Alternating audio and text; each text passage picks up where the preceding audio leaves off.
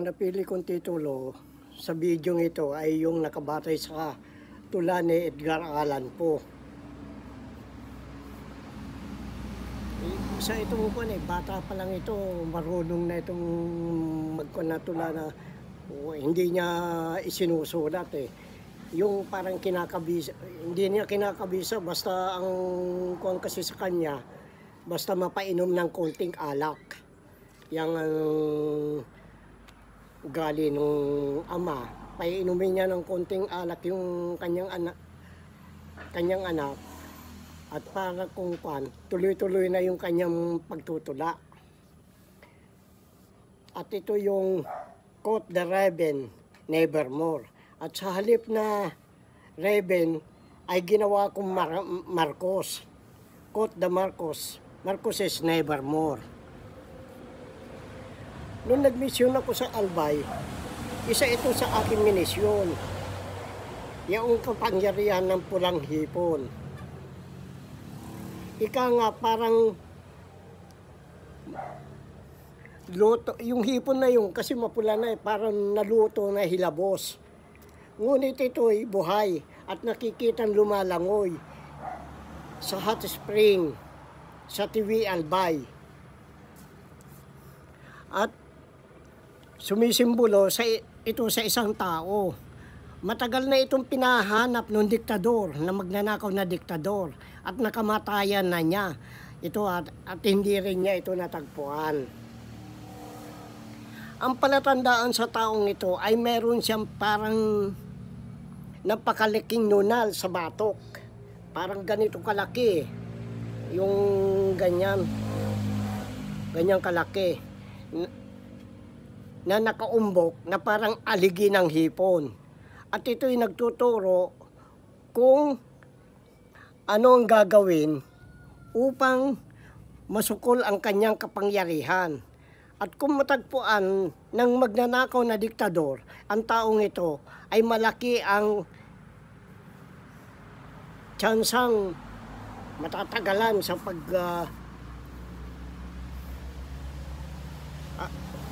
matatagalan at tuluyan na mapapasa kanila ang kanilang mga kayamanan na ninakaw nila. Ang tao to ay isang babae. Dahil sa laki ng balat dito sa kanyang batok, ay yung sabi ko parang aligi ng hipon, ay lagi nakalugay yung kanyang buhok. Kaya hindi natagpuan ito At natagpuan ko ito siguro mga 2012 ito Palibas ay may talaurasan ang kataas-taasan natin, kaya hindi ko basta minisyon ito.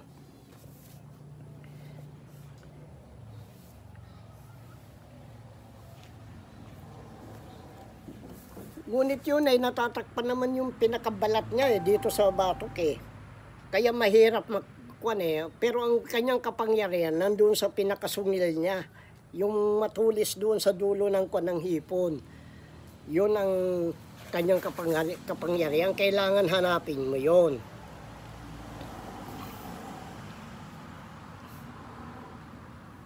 Kaya napakahirap maangkin yung mga kayamanan na yan, maliban na lang doon sa kinauukulan. Noong nakaraang video, nabanggit ko na may mga dummy account na isinangla si Mike Velarde, yung kanang El Shaddai.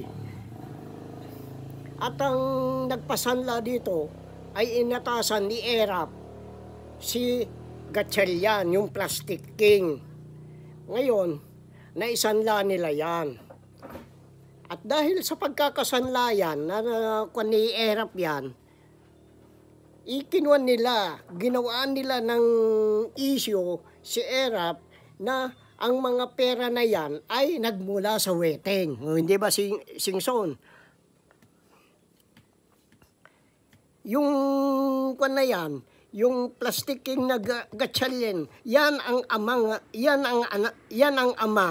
nung Senador Gatchalian ngayon. At ang tanging pinakinabangan ni Velarde ay yung pinagtayuan ng sa reclamation area dito sa banda roon ng Baclaran, yung papuntang expressway. ng Cavite, Las Piñas. Doon yung kwan na yan, yung Uniwide na yan. Pero giniba yata nila yan at ang ikinuan dyan, ang pinalit yung PITX.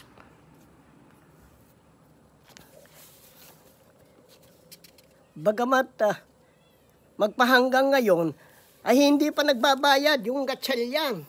Oh, kaya nga sabi ko, kaya siya nakakuha sa reclamation ng concession. Ito yata yung mga isda fishing na gagawing resort din Kaya diyan nagkakaroon ng mga baha-baha ngayon diyan sa Metro Manila at saka diyan sa Bulacan. At ito, pinakinabangan ni na ERAP, kaya yang ang pinagningit-ngit ng mga Maharlikan General Kasi nalaman ni ERAP kaya siguro kumandidato dahil nakuan niya yan. Natagpuan niya yan. Nung kinapanayam ni Jessica Soho, si Mayor Magalong ng Baguio City, ay nagtanong ito, si Jessica Soho, kung saan nagmula ang pondo ng flood control project. Dahil napakalaki, bilyon taon-taon At sumagot naman si Mayor Magalong na maraming scheme. Yung scheme kasi yan, kung paano nila, yung panluloko yan Ang ipinagtataka ko, ay hindi naman tinanong ni Jessica kung anong scheme yun. Anong mga scheme yun? Parang may iniiwasan din Ang totoo niyan, kailangan maidugtong natin ang mga bagay na espiritual tungo sa material. Isa yan sa mga bagay na makakatulong sa pagbubukas ng kayamanan na nakadaan sa mga mahihirap, gaya ng pagkasulat doon sa Isaiah 45:1-3. At ganito ang sabi ng Panginoon sa kanyang pinahiran ng langis kay Ciro, ang kanang kamay ay aking hinawakan upang mapasuko ang mga bansa sa harap niya, at aking kakalagan ang mga balakan ng mga hari, at upang magbukas ng mga pintuan sa unahan niya, at ang mga pintuang bayan ay hindi masarhan. Ako'y magpapauna sa iyo. Papatagin ko ang mga baku-bakung daan. Yan yung baku-bakung daan na yan. Kung sino yung nagpatag na yan, ay makikita mo doon sa aklat ng mga awit 1199. At aking pagwawaray-warayin ang pintuan tanso. At aking puputulin ang mga halang bakal. Ngayon, saan linarawan yung mga pintuan tanso at halang na bakal? Di yung bolt number 88 RWRP doon sa UBS storage. Dahil doon linagak ng magnanakaw yung kwan na yan yung mga war damage na sinulo niya.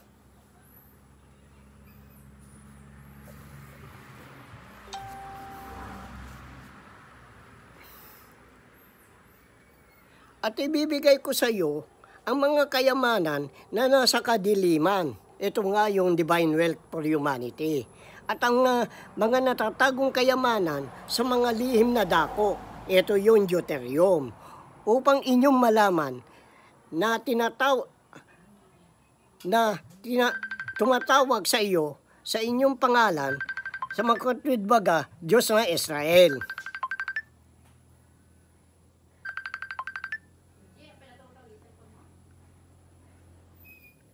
Sandali lang Hello? Hello. Mamaya na dahil nagbibideo ako ngayon Sige. Sige.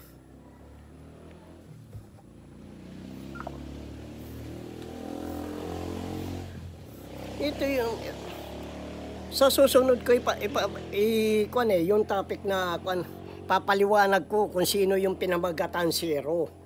Dahil talinghaga ito Kasama yan sa aking mga minisyon doon sa Bicol.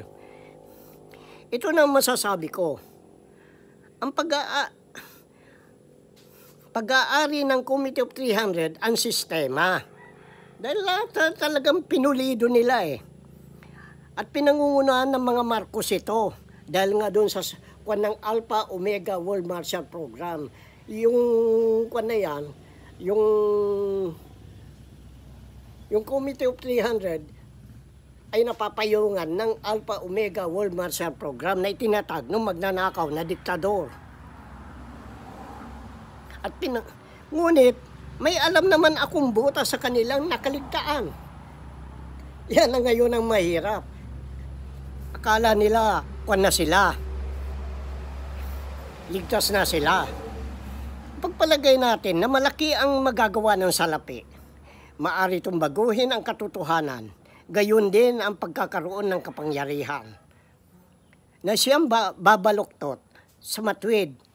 Kaya pala sabi ni sinabi ni Habakuk na ang kautusan ay lumalabas na liko.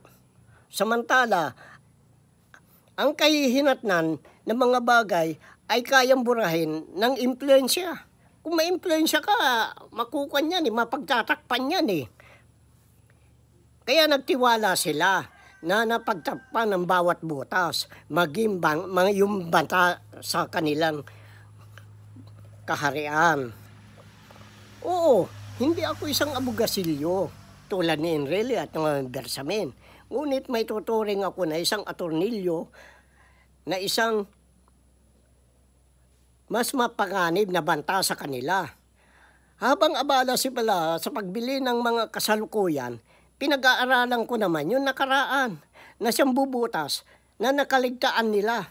At ito nga yung sinasabi ko na nandoon sa Constitution. Yan ang mabigat ngayon, nasa Constitution. Marami silang binaluktot na nakasaad sa Constitution.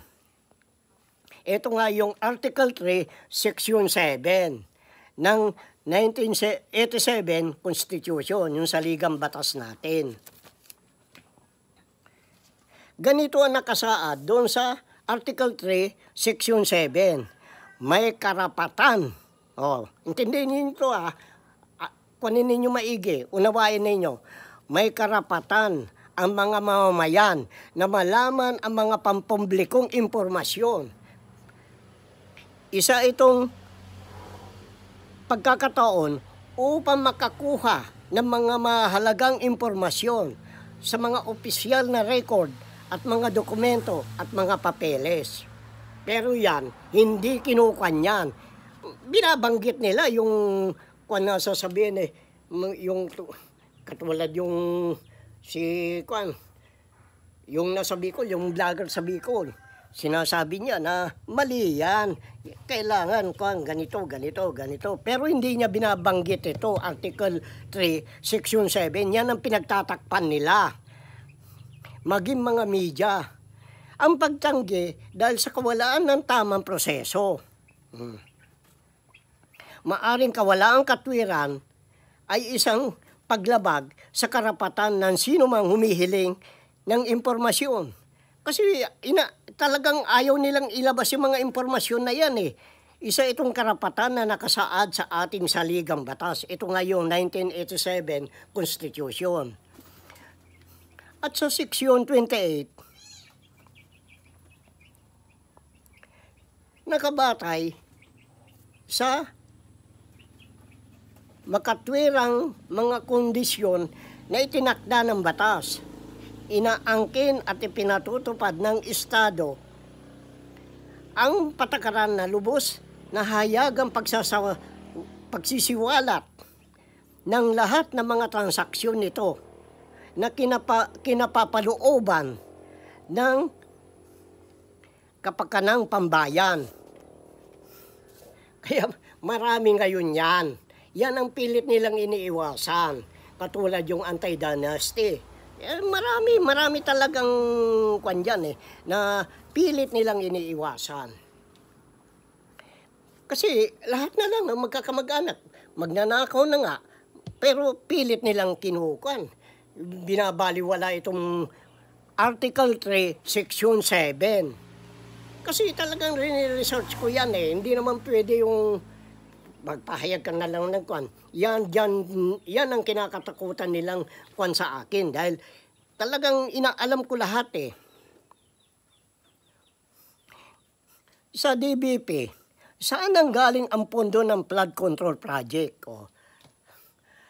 Yan, Department of Budget Management. Kaya nga sinasabi ko noon, noong 2014, ang BSP ay nagsimulang mag-imprenta ng US dollar dito. Ang pinagtataka ko nga, bakit walang perma si Pinoy na siyang Pangulo noon? At ang tanging nakaperma doon ay si Titangco. Amado Titangco yata ito. Si Purisima. Yun si Titangco sa BSP ito. Kaya nga naglakihan ng kwan nila eh. Dahil para hindi kumanta, kaya yung mga sweldo ng mga nasa Bangko Sentral ng Pilipinas ay napakalaki. 3 milyon kada buwan. Saan ka naman nakakwan yun? Pagdating ng kwan, 42 milyon yata. Ang kanilang sweldo, kataunan. Kaya nga, sila pinasisweldo ng ganung kalaki dahil para hindi kumanta eh. Hindi ba joke, no? Pagkatapos, nandyan din si Franklin Drilon. Tumaba na lang ito, lumaki na lang ang tiyan nito sa katakawan niya ng pera eh. Si Marrojas. Ayan, Marrojas at saka si Corina, matatakaw yan sa pera. At saka si Laila de Lima. Kaya yan, mga palabas lang yan eh. Yung away ni De Lima at saka ni Digong. Palabas lang yan dahil nakinabang si Digong dito. Sabihin ko sa inyo totoo, nakinabang ang mga Duterte dito. Ngayon, upang ayaw nga pumirma ito si Pinoy dahil alam niyang mali eh. Alam niyang mali. Hindi naman natin pera yan, hindi natin currency yung dollar. Bakit yung BSP dito ang nag-imprenta ng dollar? Anong dahilan? At yan, diyan ko na paghuhuli na yung yung mga treasury note. Kasi nalaman ng Federal Reserve Bank na hindi sila pwede mag-issue ng US debt o old money dahil nga dito sa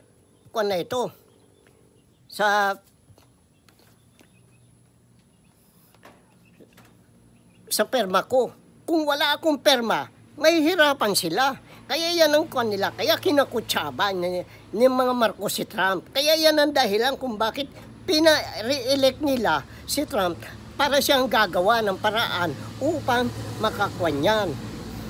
Makakwan uli yung na yan.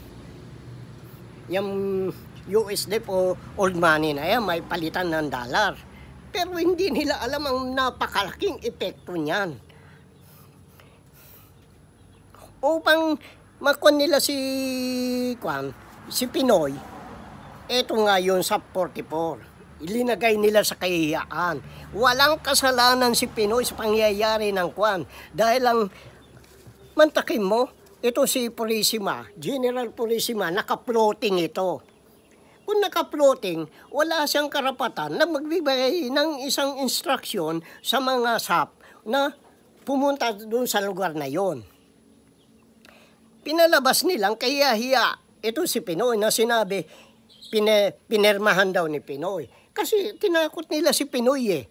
Yan ang sabihin ko sa inyo. Kaya kayong mga magrarally dyan sa kung ang ipagrarally ninyo ay itong sina Duterte, mga maharlikan general, ay wag na kayong pumunta, wag na ninyong patulan. Dahil sila naghahanap ng mga butas upang sila'y makaligtas. Dahil napakalaking kaso ng mga maharlikan general eh. Alam ni Duterte yan. Kaya nga, upang hindi mahalata, nag-away sila ni De Lima kung wari. Kasi dyan sa dollar na yan, ang pag-iimprenta na yan. Swapang din itong mga Duterte na ito. Gaya ng mga Marcos, dyan ang galing yung pondo na yan. Yan ang sinasabi ko. Kaya sinasabi ko na walang kasalanan si Pinoy. Bagkos, kinuha pa nila yung natitirang ni Pinoy na 3.5 tonelada na ginto na nakuha doon sa Napindang Floodway. Pero yung 500 tonelada na yan, napapunta sa Amerika yan. Ang sabi, babayad na lang sa utang ng Pilipinas. Wala, alam naman ni Cory na walang utang ang Pilipinas Ang tanging hindi na kinabang dyan sa mga ginto na yan na nakuha nila sa Napindang Floodway ay ito si Rene Sagisag. Siya sanang kukunin kong abogado na pakikiusapan ko. Ito'y para sa taong bayan. Kaya napakahirap yung ginawa nila. Mantakin mo, linagay nila sa kahiyaan kasi ayaw niya talagang pumirma Kaya hindi pwedeng hindi pipirma sana dito sa dokumento na ito na ipinalabas ni Janet Yellen yung na yan. Kasi hindi naman natin pera yan Kaya malaki din ang pananagutan ng Vatican. Kaya nga si Trump nagpunta sa Vatican para kausapin yung Papa. Hindi rin pumayag yung Papa. Yan ay nasabi niya kay Tagle. Cardinal Tagle, alam niya. Kaya nga hindi kinuha si Tagle na maging Papa dahil nalaman niya yung lihim na yan. Kaya yan ang na yan. Kaya ginawa nila yung isang ng Amerika, yun ang ginawa nilang Papa. Yan, iskandalo na yan. Kasi maraming dito maraming pananagutan itong mga Marcos na ito Talagang gaya ng mga na yan. Pinalabas nila na yung imprenta na yan ay XDR. Kaya nga hinahanap ko noon yung 150 trillion na yan Yung XDR na yan is special drawing reserve daw, kuno. Pero hindi naman makakilos ang hindi naman makakilos ang IMF dahil blinak ko hinarangan ko siya na hindi niya pwedeng gamitin yan. Yan ang sabi ko, noong pa yan. Kaya nga nagkaroon ng kanyang IMF na yan hindi siya para siya napusasan. Ngayon, kung para siya napusasan, nangungulam, pati World Bank damay ang operasyon niya. Kaya sabi ko nga, ang hirap niyan, ang nakikinabang lang sa mga kayamanan na mayayirap ay itong na ito. Itong Amerika, China, yung mga mayayaman na bansa. Yung committee, yung na yan, yung trilateral member na G20, pero ngayon G40 na yata, ang dami na nila, lahat sila pinakikinabangan na yata ang kayamanan ng Pilipinas, samantala tayo dito hindi nakikinabang. Kaya nga, kinakawawa nila tayo upang hindi natin malaman ang katotohanan. Ayaw nilang Kaya nga, kung maaari, pati ang magsasaka, ano nangyayari sa magsasaka? Katulad ng isa, nagkukuan na, ang bili lang daw sa kanila, 10.80, 1 kilo. Magkano ang darak? 11 pesos. Talo pa ng 20. Kung tutusin, tinitignan ko ang mga ng mga palay, 4 na buwan lang, magpapang-abot Hindi tayo dapat umimport magpapang-abot. Dahil 4 na buwan lang mag-aani na naman. Kaya ito, talagang ginagawa nila na para rindihin ang utak, yung mindset ng mga tao para hindi malaman ang katotohanan. Hindi ba Marcos, putang ina ka? Sinasabi ko nga sa iyo Pagkatapos, nag-imprenta na tayo ng ng dollar dito. Pagkatapos sasabihin na umaangat ang ng Pilipinas. Ekonomiya, paano nga angat? Tumataas ang foreign reserve. Paano hindi tataas ang foreign reserve? Yung mga dollar na inimprenta na yan. Pero sila din ang nakikinabang. May pakinabang ba mga mahirap? Wala. Para kayo namamalimos.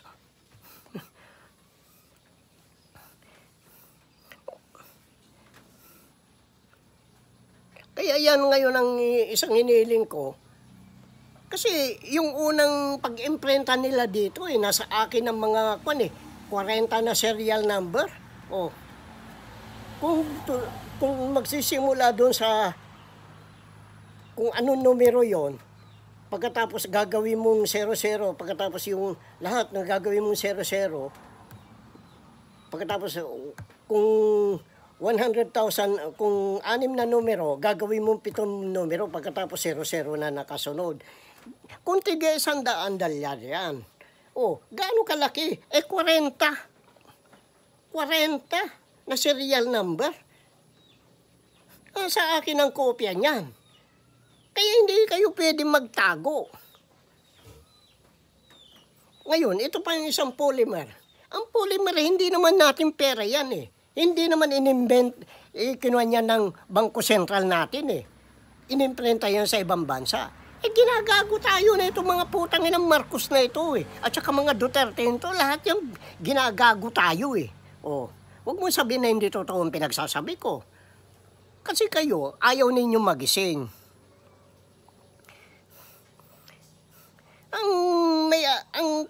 Bakit may logo ng Hong Kong Shanghai Bank? Bakit hindi busisiin ito ng mga senador? Oh, bakit ayaw busisiin ito ng mga congressman? Bakit ayaw busisiin ito ng mga media? Oh, kasi alam nila na bawat tinatapalan.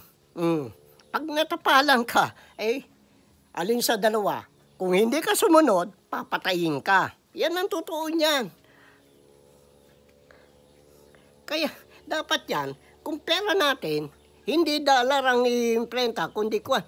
At hindi rin dapat gawin pera yung polymer na yan. Kaya nga sinunog ko, hindi ba sila makapalag Oh, yung naiplansa lang ng konti, palibas walang kaalam-alam yung tao, hinuhuli pa nila. Saan ka naman nakakita ng gano'n? Samantala ako, pinakita ko sa video. Oh, hanapin nyo yung Mickey Mouse currency. Oh, Mickey Mouse currency. Diyan sa video ko. Makikita ninyo kung paano ko sinunog, linukot, yung 1,000 pesos na polymer. Eto ngayon ang isa pa. Bakit itong Comelec na ito? Bakit tahasan? Kinukuha yung anti-dynasty law. Tahimik na. Oh, nasaan ngayon yung mga reklamo nila? Wala na. Kasi sila kayang bayaran. Ako hindi nila kayang bayaran. Paano gagawin nila sa akin? Oh, kaya nga sinasabi ko na nga ang daming kalukuhan na nangyayari dito. Ngayon, tayo nagtitiis, porque matiisin. Basta masasabi ko lang, huwag ninyong papatulan yan. Kung kasali ang mga DDS, kung kasali ang mga ang mga Maharlikan General yan, hindi ba Dado? Liniligtas yun. Pagkatapos ito si Galvez, kayo lang naman ang gumagawa ng gulo Dahil ang mga Pilipino ay peace-loving people yan. Hindi yan mahilig sa gulo. Kayo lang ang gumagawa ng gulo. Katulad nung panahon ng diktador. Kinuha nila yung mga Muslim. Suminsuari, mga bayaran yan Kaya nga laki-laki ng pera niyan Doon sa Pati mga professor ng UP. Mga kanyan, tinulak yung mga estudyante, sinulsulan nila para magkwa. Pagkatapos, noong wala silang kibo. Bakit hindi inimbestagahan kung sino nagsulsul sa kanila? Hindi nila magawa yan Kaya nga napakahirap niyan, yung mga pinaggagawa nilang ganyan.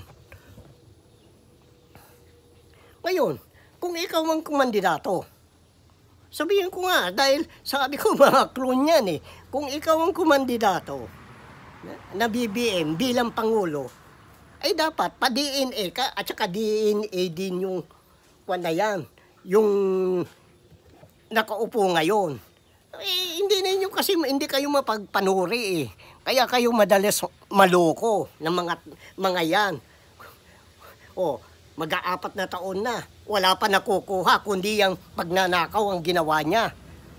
Kaya damay ang Amerika dyan, damay ang China dyan. Kaya nga tumigil ang China ng pagkukuha ng old money, yung US debt. pagpapalit ng treasury note dahil kailangan nila ang perma ko. Nung pinipilit ni Trump upang makuha yan, mapasunod niya, kailangan takutin. May mga hindi natatakot na governor ng ng Federal Reserve Bank. Dahil mananagot din sila, oras na kinuwang nagreklamo ako